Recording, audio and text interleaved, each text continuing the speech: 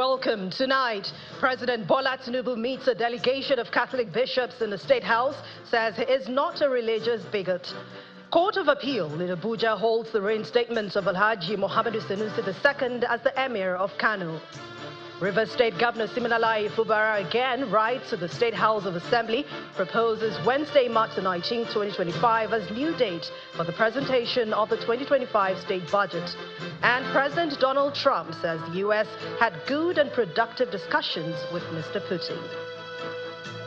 On Business News tonight, CBN's latest PMI reading shows economic activities in the country expanded for the second consecutive month in February. On Sports News tonight, the Flamingos of Nigeria sets for the return leg of their FIFA Under-17 World Cup qualifying match against the Botswana of South Africa in Ikene. From the nation's capital, Federal High Court dismisses bail applications filed by 4 suspects linked to notorious bandit kingpin Bello Tuji.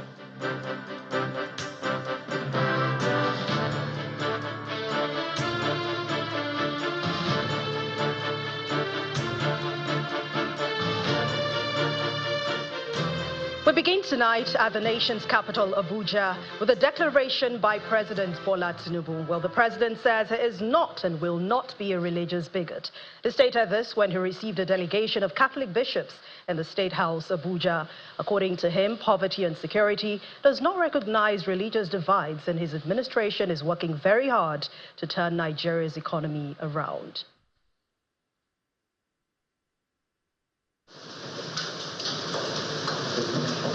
President Bola Tinubu meeting with a delegation of the Catholic bishops of Nigeria. The Chief of Staff to the President, Femi Gbajabiamila, and some members of the executive are also in attendance.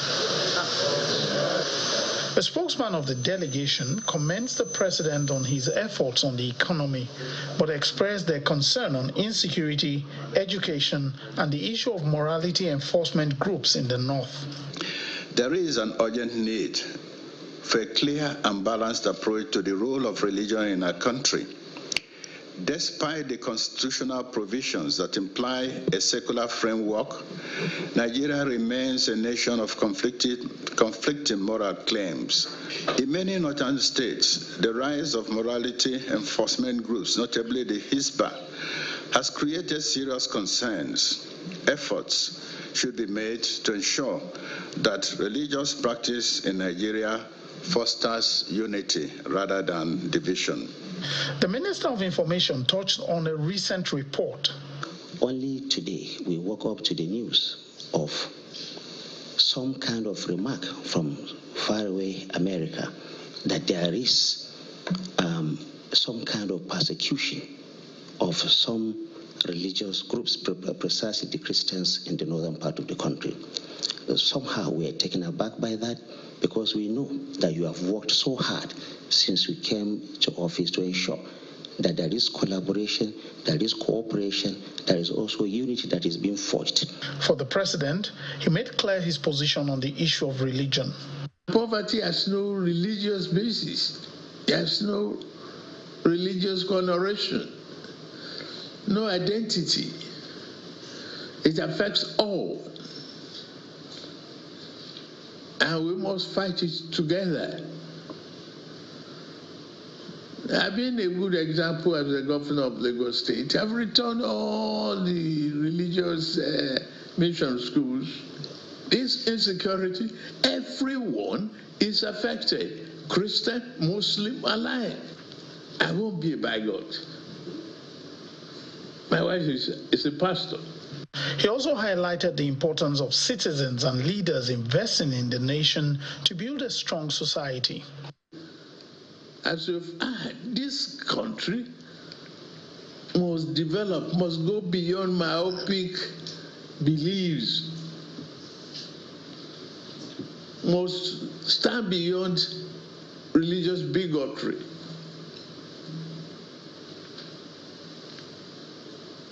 And I'm here, open to you, ready to listen. The president assured the delegation that the present economic reform is necessary to build a resilient country and guarantee Nigeria's future. From the presidential villa, Lanre Lasisi, Channels Television News. To judiciary matters now. The Court of Appeal in Abuja has halted the reinstatement of Alhaji Mohammed Sanusi II as the Emir of Kano. The three-member panel of justices led by Justice Okon Abang unanimously halted the implementation of the January 10 judgment, which vacated the nullification of Mr. Sanusi's appointment by a Kano State High Court. The judgment, delivered by Justice Gabriel Kolawole, held that the nullification was done without the required jurisdiction and ordered the transfer of the suit to the Kano State High Court.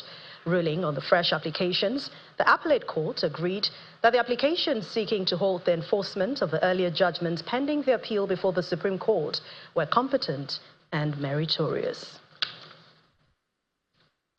The Senate Deputy Chief Whip, Onyekachi Nwebonyi, says that the Senate President, Godswill Akpabio, and the lawmaker representing Kogi Central in the National Assembly, Natasha Akpoti-Uduaghan, will appear before the Senate Committee on Ethics, Privileges, and Public Petitions. Senator Nwebonyi, who is a guest on Channels Television's Politics Today tonight, says that all of the lawmakers, too, will narrate to the committee what they know regarding the alleged case of sexual harassment leveled against Mr. Akpabio by Senator Natasha. She is suspended from the ordinary businesses of the parliament. But if she's invited to come and give her own side of the story or to come and prove her case in line with her petition, she has the right to appear, before the committee. So she's not been stopped, from appearing before the committee. So when principal officers like you will use assertions like it is falsehood, it is this, don't you think it is going to influence, it's already fait accompli, whatever the investigation is going to be at the end of the day? Why are you taking a side already in a situation that is still under investigation by the Senate? All the parties involved will appear before the committee, including the Senate President. He will come and testify, and his testimony will be recorded. Likewise, other senators, because on the alleged date of the incident, so many senators were there. So, for example, I'm one of the star witnesses. I will come and tell the world, which I have been telling the world, what I saw. But we have put that. Of course, I even drove in the same car. Were you there for every step of the way? Both from beginning to the end, and we went back in the same vehicle. I was the closest person to her that day. The Pan-Niger Delta Forum, PANDEF, is appealing to President Bola Tinubu to prevail on the Minister of the Federal Capital Territory, Nyesom Wike, to engage with its Peace and Reconciliation Committee to help resolve the political crisis in River State. Speaking at a news conference in Abuja, the former governor of Akwa Ibom State, Mr. Victor Atta, who heads the Forum's Peace and Reconciliation Committee, says that Mr. Wike is not willing to meet with the committee to de-escalate tensions in the state. Our correspondent Benny Ark reports. What would you recommend that to the president? Should the statement... These are members of the Peace and Reconciliation Committee of the Pan-Niger Delta Forum, and the crux of the briefing is a political development in River State. Yesterday, I heard that some people went to see Mr. President. PANDEF. Yes. It's the worst organization anybody can rely on. 2 days ago, the Minister of the Federal Capital Territory, Mr. Nyesom Wike, criticized the effort of the forum in resolving the political crisis in Rivers. We've concluded question sessions. In response, the forum wants the minister to retract the statements made against the organization. We think that this brazen effrontery by the minister is wrong, and it is not right that this is done. We appeal to Mr. President, we call upon Mr. President, as father of the nation, to prevail upon the Honorable Minister, who is his employee, who is his appointee, to retract his inflammatory statements and extend due respect to these eminent Nigerians and traditional rulers who were, after all, esteemed guests in the presidential villa. The not possible to clap with one hand, and negotiations can only take place if the parties in dispute agree to make themselves available and accessible. Should this fail, Pandey would have no other choice than to disband the Peace and Reconciliation Committee and withdraw totally from any attempt to resolve this unfortunate logjam in Rivers State. But our fear is that this could have catastrophic consequences. The efforts of the forum to resolve the River State crisis through the Peace and Reconciliation Committee is also highlighted. The committee in the past 3 days, despite some other developments, has continued to intensify. While there are two main people, the governor of River State and the minister of the Federal Capital Territory, there are a lot of people around them, and the committee has continued to engage all these other people. Oboku, the MD of NDDC, is doing a good job. Encourage him. The president had asked the forum to prevail on Governor Siminalayi Fubara of River State to comply with the Supreme Court judgment, and the group hopes that the minister will join the negotiation table in interest of peace in River State. Benny Ark, Channels Television News. In the meantime, the River State Governor Siminalayi Fubara has again written to the River State House of Assembly, proposing Wednesday, March the 19th, 2025, as a new date for the presentation of the 2025 state budget.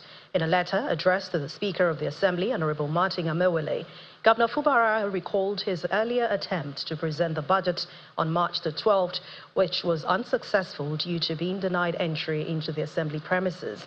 According to the governor, despite prior delivery of the soft copy notice and effort to submit a hard copy through the clerk, he and his entourage were locked out. The governor emphasized that his attempt was in compliance with the Supreme Court judgment, which had also mandated the Assembly to carry out its functions within constitutional boundaries. He also reminded the Speaker that the House had previously issued a 48-hour ultimatum for the presentation of the budget, even before he was served with a certified true copy of the judgment and enrolled orders. Governor Fubara reaffirmed his commitment to governance despite the political crisis in the state, asking all arms of government to exercise their duties with legal and constitutional frameworks for the good of the people of River State. In Mr. Fubara's words, no matter the depth of our differences, we believe the interest of the state and our people should take priority over political conflicts. The letter formally notified the Speaker of his intention to present the budget on March the 19th at 11 a.m. or at any other time deemed convenient by the House. Governor Fubara concluded by expressing his hope that the Assembly will consider his request favorably. And staying in River State, the State House of Assembly has passed 3 bills into law. They are the River State Powers and Privileges Bill 2025, the River State Independent Electoral Commission Bill 2025, and the River State Local Government Bill 2025. After the presentation of these bills to the Speaker, he says the 3 new bills are designed to improve the legal capacity of the state so that it can move forward. Distinguished honorable members, all 3 bills were considered at the Committee of the Whole, and the House resolved that we make progress since the reports of the various committees on the public hearing show that Rivers people are happy with these bills, given that these bills are intended to make our laws to become consistent with acts of the National Assembly. Distinguished colleagues, those for 23, against, nil, abstention, nil. By the voting, therefore, distinguished colleagues, the Rivers State House of Assembly Powers and Privileges Bill 2025, which is a bill for a law to give the Rivers House of Assembly the desired powers and immunity to be able to carry out its legislative responsibilities pursuant to the Legislative Houses Powers and Privileges Act 2017 and for other matters connected thereto, is hereby passed and is now law, pending the assent of His Excellency the Governor of River State. In part 2, after the break, Edo State Task Force on Kidnapping storms kidnappers' hideout in Esa Northeast local government area of the state. Please join us again.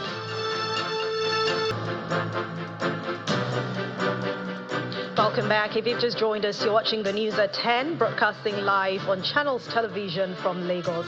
A reminder of our main stories. President Bola Tinubu meets a delegation of Catholic bishops in the State House, says he is not a religious bigot. Court of Appeal in Abuja holds the reinstatement of Alhaji Muhammad Sanusi II as the Emir of Kano.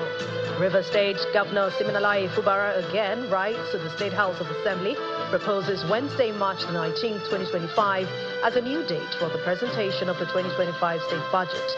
And President Donald Trump says the U.S. had good and productive discussions with Mr. Putin.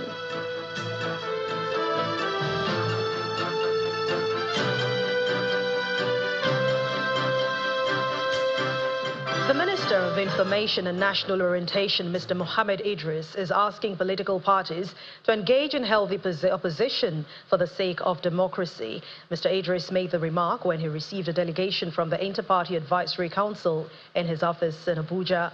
According to him, a healthy opposition is the fertilizer required for the growth of democracy and to move the nation forward. Actually the bedrock that we have for democracy. Without political parties, democracy will not stand.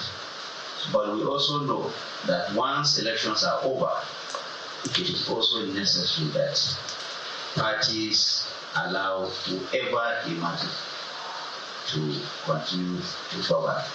Of course, you continue to play the role of opposition because that is also the fertilizer, so to say, the manure that democracy requires to grow. Without opposition, democracy cannot grow.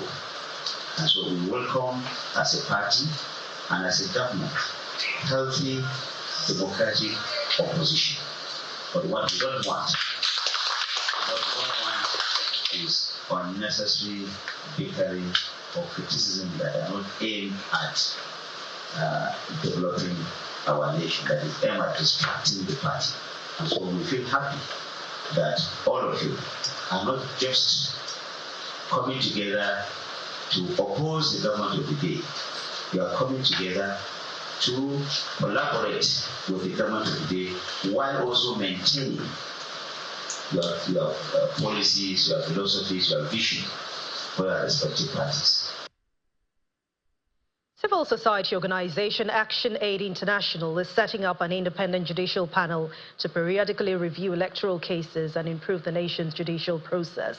Well, this panel, known as the Independent Judicial Accountability Panel and headed by the retired Justice of the Court of Appeal, Justice Mojeed Owade, is made up of legal practitioners, development partners, academics, and retired justices. Addressing a media briefing in Abuja, Justice Owade explains that the panel aims to promote accountability in post-election litigations, which is citizen-led action.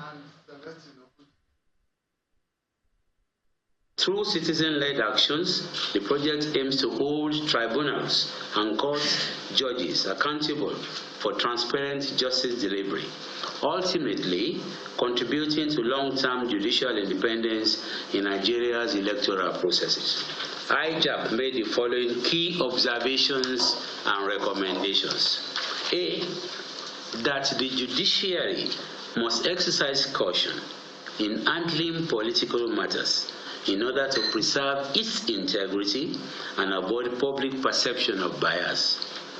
B, the judgment of the Supreme Court in the consolidated appeals leaves a gap as to whether the issue of alleged defection of 27 members of the Rivers State House of Assembly is still live or has been settled. This is because the court made comments on the issue of defection without actually addressing it. C, that complex and lengthy judgments, of course, defy easy comprehension and therefore undermine public trust. For this reason, IJAP recommends 1, that the judgments should start with summary of facts, then 2, using simpler legal language, then 3, mentioning names of parties in the body of judgments rather than We turn our attention to security now in Edo State, where the government, sustaining its offensive against criminal activities, especially kidnapping in the state, has now taken its fight to Uzia Esan Northeast local government area of the state, where it is clearing thick bushes and demolishing abandoned structure along the Uzia-Itakwe Railway, notorious for kidnapping. According to the head of the team who supervised the exercise, intelligence reports and recent arrests reveals that the abandoned structures served as hideouts and detention sites for the kidnapped gangs. The Edo State Task Force on Kidnapping on Friday converged on the Syrian area in Uzia, Esan Northeast local government area, targeting the Uzia-Itakwe railway corridor. This zone has reportedly become a hotbed for kidnapping activities. It's a notorious place. You can see the railway on yourself. So where they pick somebody from here, they lay ambush here, picks.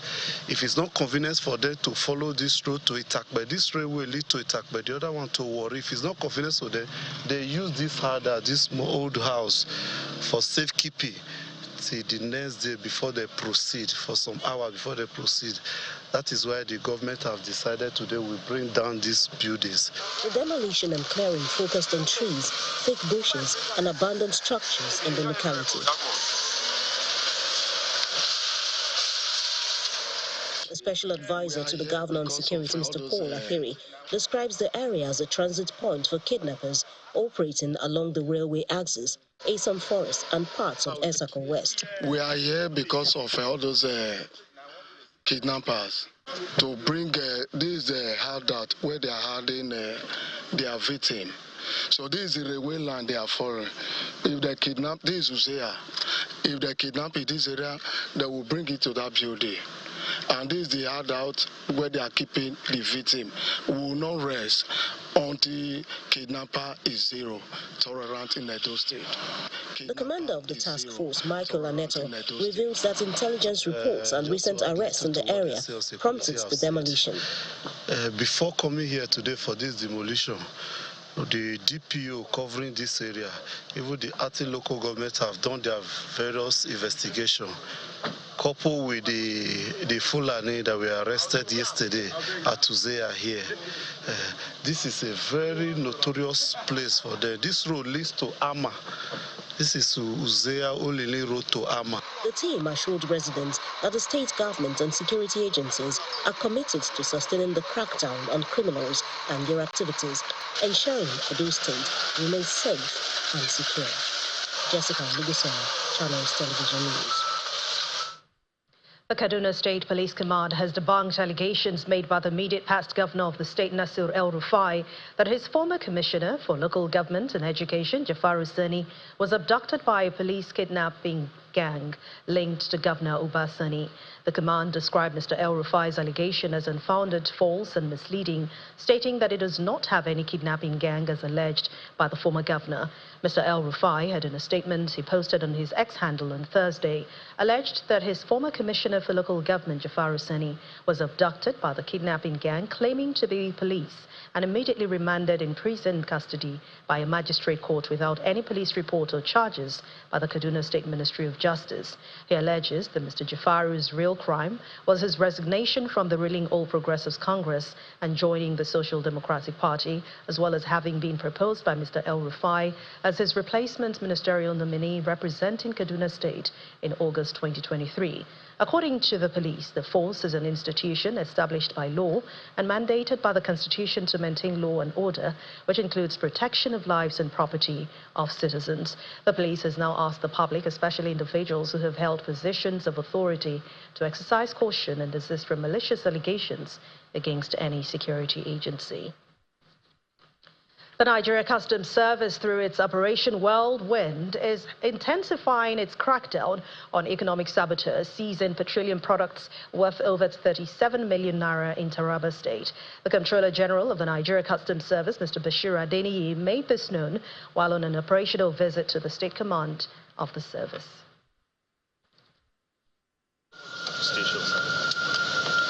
The Comptroller General of the Nigeria Customs Service, Mr. Bashir Adeniyi, arrived at Taraba State Command of the service in Jalingo on an operational visit in the company of senior officers. His visit is prompted by the rate of smuggling activities on the Taraba axis of the Nigeria-Cameroon border. Officers of the Operation Whirlwind of the service have made several interceptions and seizures, including 34,470 liters of PMS and a sophisticated special purpose transportation vehicle. The operational outcomes from this intelligence-led intervention has led to the seizure of over 1,149 jerry cans of petroleum motor spirits, PMS, each containing 30 liters, yielding a volume of 34,470 liters of petroleum. These particular seizures, and we're going to be seeing it very shortly, including a sophisticated special purpose transportation vehicle valued at 4 million naira, represent a total duty paid value of 37,780,600 naira. The service is putting in all the necessary mechanisms to counter smuggling in the area and issues warnings to all smugglers. It is evident that smuggling activities is inimical to our nation's economy, security, and public health. It weakens legitimate trade, encourages revenue loss, embraces high level of unemployment, increases crime and corruption. There is no hiding place for any criminal. Anyone caught will be prosecuted. As I say, and I'm speaking to you today, we are handling prosecutions in Adamawa. Even tomorrow, we are taking another person to court. The service plans to deploy technology for threat assessment and adaptive response planning.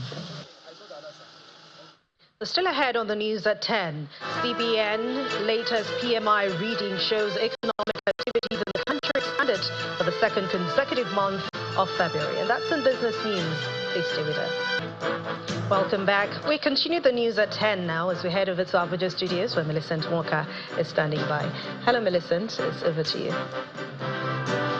Hi, Anne. Many thanks. We head back to the courts now as Justice Emeka Nwite of the Federal High Court has dismissed the bail applications filed by 4 suspects linked to notorious bandit kingpin Bello Turji. In a ruling, Justice Nwite held that the prosecution led by the Attorney General of the Federation made a compelling case against the defendants that releasing them would be a great threat to the nation's national security. He agreed that the arguments of the counsel to the Attorney General of the Federation, David Kaswe, that though granting bail is at the discretion of the court, the decision must be exercised judicially and judiciously. Justice Nwite dismissed the plea for bail and granted an accelerated hearing of their trial.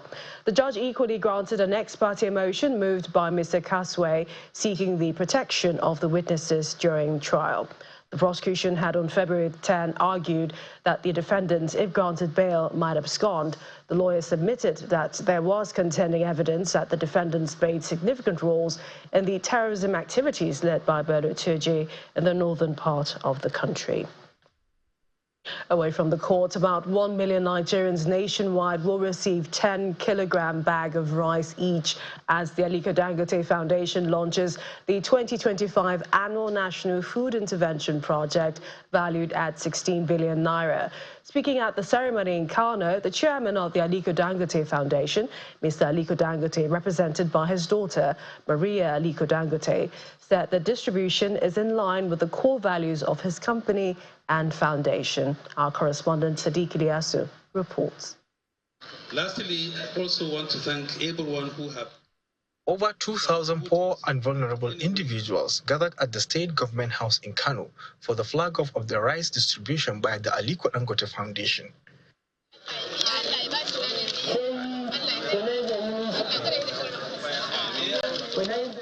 Approximately 1 million Nigerians are expected to benefit from this initiative, which aims to reduce economic hardship in the country.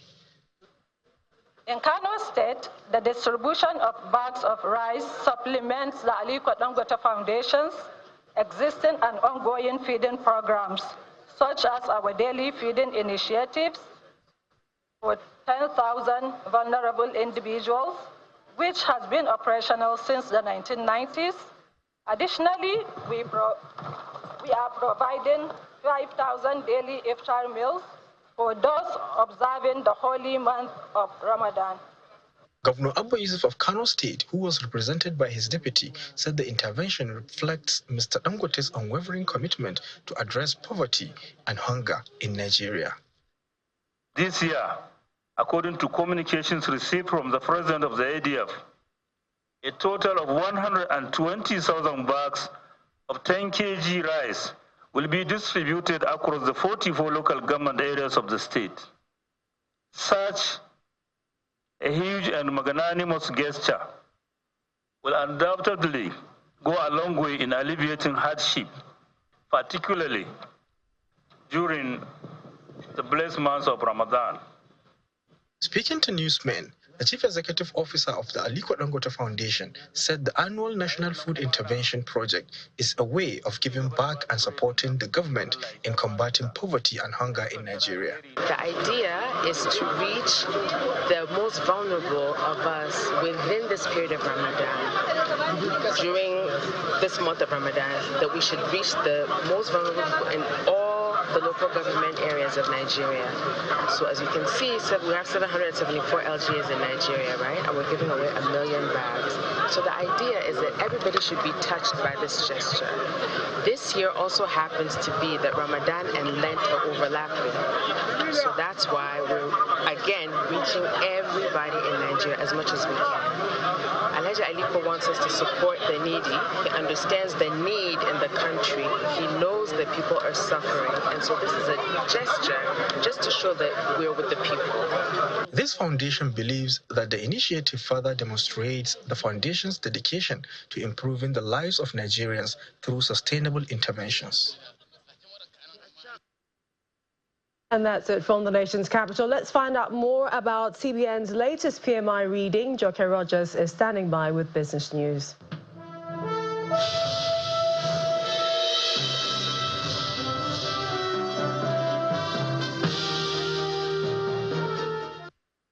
Thank you, Millicent. Welcome to Business News. Economic activities in the country expanded for the second consecutive month in February, and that's according to the reading of the central bank's latest Purchasing Managers Index. The report released earlier today notes that the agriculture, services and industry sectors of the economy were the major contributors to the 51.4 composite PMI reading, as a recorded expansion of 53.1, 51.1 and 50.5 index points reading within the period. The report also mentions that the general consumer outlook shows a reduction in pessimism for February 2025 compared to the previous month.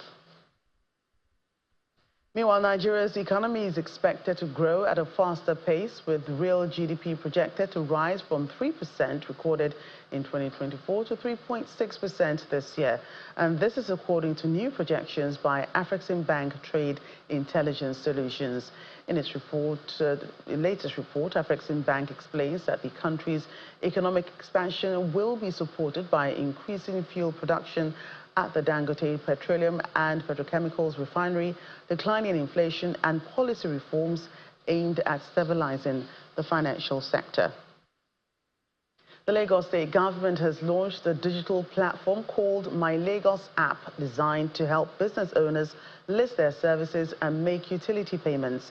Governor Babajide Sanwo-Olu says the initiative marks a significant milestone in the efforts of the state to become a leading smart city in Africa.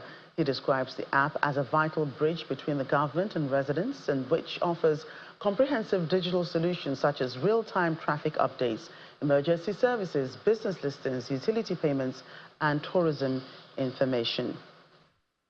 At the commodities market, the price of gold hit a significant milestone of $3,000 per ounce for the first time today, as the ongoing trade tariff tensions and U.S. interest rate cut expectations enhanced its appeal as a safe haven asset. The milestone was achieved just 2 days after reports highlighted that bullion has outperformed most asset classes over the past 12 months.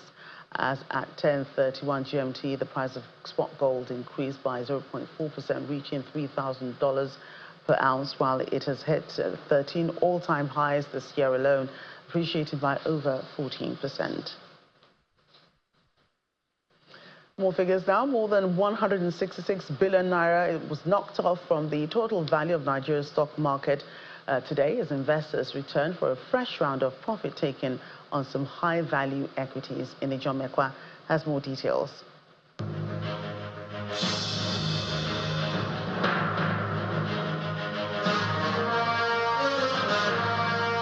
Good evening, everyone. Welcome to the Stock Market Report. It's not good news today. It's not at all, because 167 billion naira has been shaved off the market cap. So just seeing this 66 trillion, it's just there. And so we've also lost the 106,000 level for the all share. What a sad one today, 0.21%. Profit taking seems really aggressive. Now, the losers for today, we see Tantalizers, we see Jaiz Bank, and then Nimet. So it's just general profit taking on major stocks. That's what has driven the market down. For the gainers, we see Royal X, 41 Lincolnshire, as well as Guinea Insurance. Now notice that you will see insurance prominent here. We did say that the insurance sector seems to be getting a lot of attention these days, one way or the other. But at the close of Friday's trade, well, we see that we have to welcome the bear and leave him there for the weekend.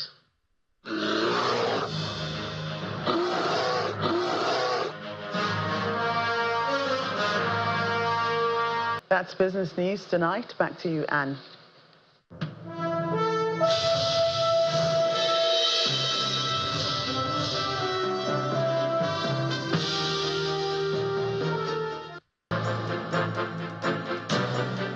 Welcome back. Outside our shores, U.S. President Donald Trump says the United States had a good and productive discussion with Russian President Vladimir Putin, but Ukrainian President Volodymyr Zelensky believes that Russia is only trying to drag out talks on the Ukraine ceasefire. Here's Simon Pusey with more international news and around the world in 5. Good evening and welcome to the channel's studios here in London with your international news around the world in 5. Yeah, I'd love to meet with him or talk to him. President Donald Trump says the U.S. had good and productive discussions with Vladimir Putin and asked the Russian president to spare the lives of thousands of surrendered Ukrainian troops. Russia says there is cautious optimism over a ceasefire deal with Ukraine, but there is a lot ahead to be done. Ukrainian President Volodymyr Zelensky says Ukraine does not want to play games with war, adding Putin cannot exit this war because that would leave him with nothing.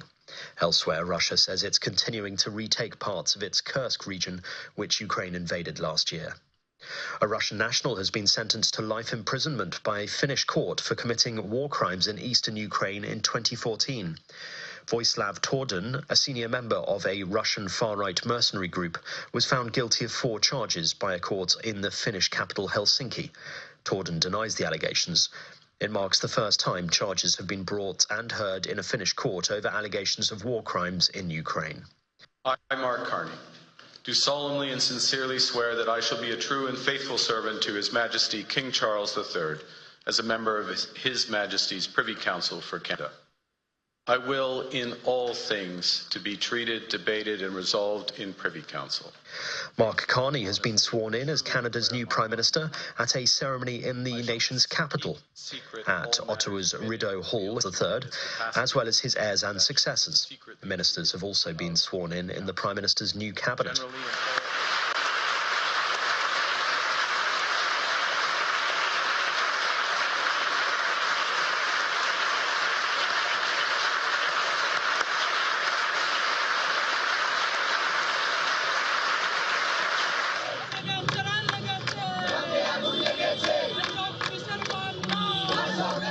An 8-year-old child who was raped in Bangladesh has died of her injuries, setting off fierce protests around the country.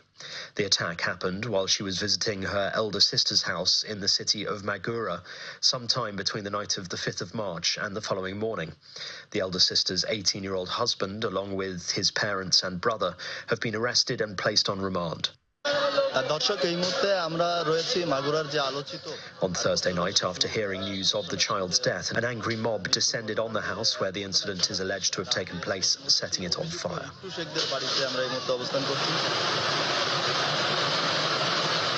There has been flooding and landslides in parts of northern Italy as red alerts cover cities including Florence and Pisa. Torrential rain prompted the alerts for parts of Tuscany, with heavy and persistent rainfall expected into the afternoon on Friday. Tuscany's president said local rescue and health services were on high alert and advised residents to exercise the utmost attention and caution. Almost a month's worth of rain fell in Florence on Friday morning, while landslides and mudslides were reported in Bologna, where some residents were evacuated on Thursday evening ahead of heavy rain overnight. No casualties have so far been reported, and the city said the worst of the flooding had passed by mid-morning. Just caught a baby wombat. A US influencer who briefly snatched a baby wombat from its distressed mother and uploaded the footage to social media has left Australia. Anger erupted across Australia after Sam Jones posted a video of her taking a baby wombat from the side of a road while laughing and running away from the distraught mother wombat. Let's let him go. No, he's right. The video also shows the baby wombat hissing in distress before Jones then returns it to the bush. And passengers on an American Airlines flight were evacuated onto the tarmac of an airport in Colorado as a fire broke out on the plane, sending smoke billowing into the air. Footage of the evacuation showed passengers huddled on the wing of the Boeing airliner, some holding bags, with flames burning near the bottom of the plane. The US Federal Aviation Administration said passengers used inflatable slides to reach the ground. There were no reports of serious injuries, although the airport later confirmed 12 people were taken to hospital with minor injuries. And that's your international news around the world in 5. Now back to the Channel's studios in Lagos.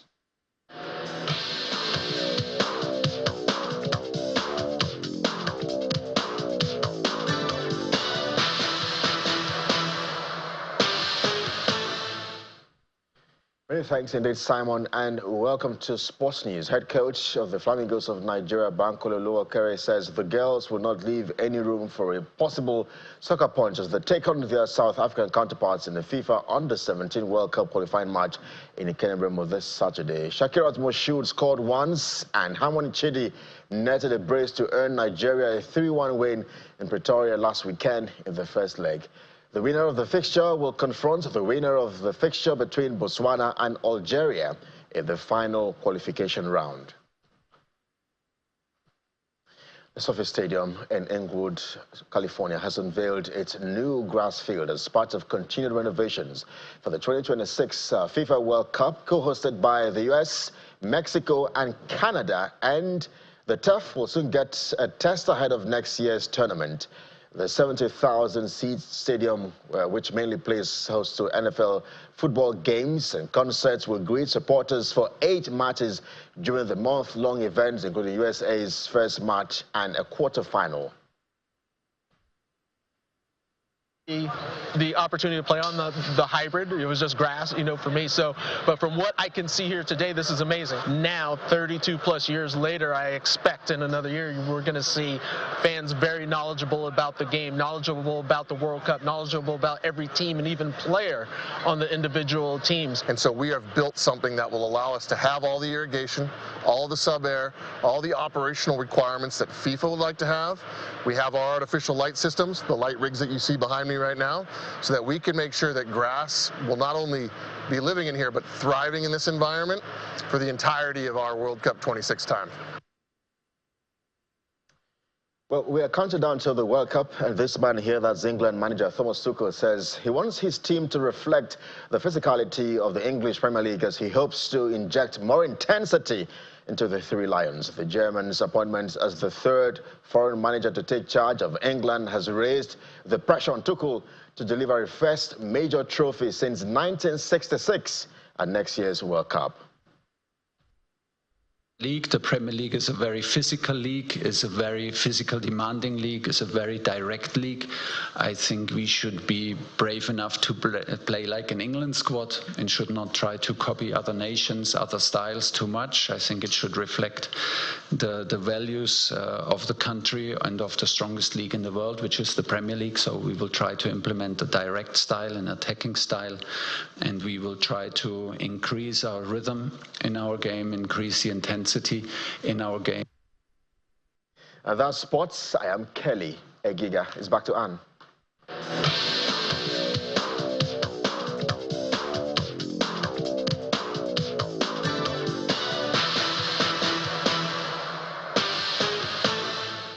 Thank you very much, Kelly. And the main news again.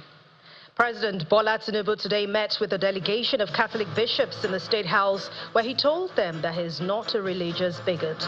We also told you that the Court of Appeal in Abuja has halted the reinstatement of Alhaji Muhammadu Sanusi II as the Emir of Kano State.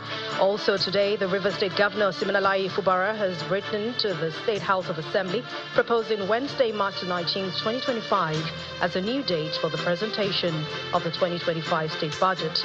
And President Donald Trump says the U.S. had good and productive discussions with Russian President Vladimir Putin on how to end the Russia-Ukraine war.